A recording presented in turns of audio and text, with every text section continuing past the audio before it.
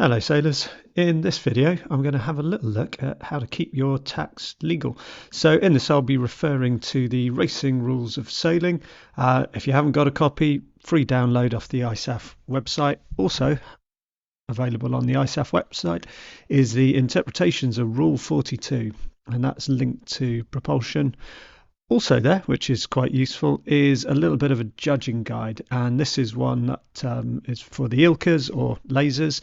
They're also available for other classes and look at class-specific breaches of Rule 42. So what is Rule 42? So when racing, a boat should only be using the wind and water to propel herself. If a crew use their body weights and or the boat's equipment in any other way to move the boat forwards, then it could be in breach of Rule 42. So let's have a little look at those actions that are prohibited. So you've got pumping, rocking, ouching and sculling, and also quite relevant to us with the tacks here is repeated tacks or jibes unrelated to tactical or strategic considerations. There are exceptions. There are quite a lot. So quite key here, a boat may be rocked or rolled to facilitate steering, and this can really be exaggerated in the roll tacks. However, there is that tricky little sentence at the bottom that the boat's speed is not greater than it would have been in the absence of the tack or jibe. That's a good sentence, isn't it? So you can only really tell if you've got a speedo on your boat, and then, well, what if there was a gust of wind? If you hadn't tacked, it's impossible to tell. However, there is a little bit of guidance here, and this is coming back to this document here, looking at judging considerations. So if we dive into this bit, we've got this little sentence here, and that gives you an indication of what the judges would be looking at, and that is the boat accelerates out of the tack and then clearly slows down. And here we have Exhibit 1. Good tack. Oh, that was quite an acceleration. Does look like the boat's slowing down a little bit. Let's have a look at that again. So, good tack, good timing.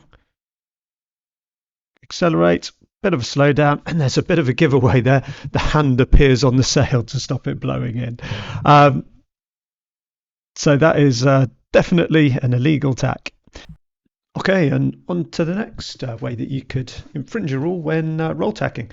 So this one looks at if you delay the righting of the boat after a tack, it's no longer part of the tack and no longer allowed to be vigorous and propelling your boat.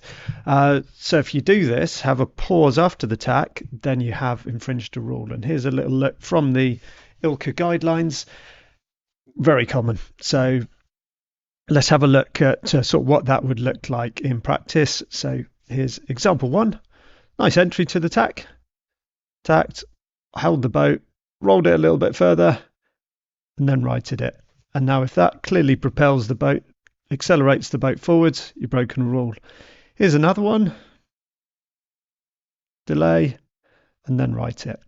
In that second one, did the boat accelerate with the righting of the boat? It's debatable, but probably an area to work on and develop the tacks, getting across a little bit quicker. It's also going to mean you spend less time in the tacks. It'll be a bit faster and you're less likely to get penalised. Okay. Right, now have a look at section E. So if you're tacking repeatedly without any reason, so if there isn't a wind shift or gusts, or there's other boats in the way giving you dirty wind or cooling rules on you, then you've infringed a rule. If you can repeatedly tack and actually sail faster than in the absence of tacks, you're tacking pretty well. However, you have infringed that rule, so another one to look out for. Right, so last thing to say is actually how can you avoid infringing these rules? So the last one that we looked at, excessive tacks, well, really only tack when there's a reason to.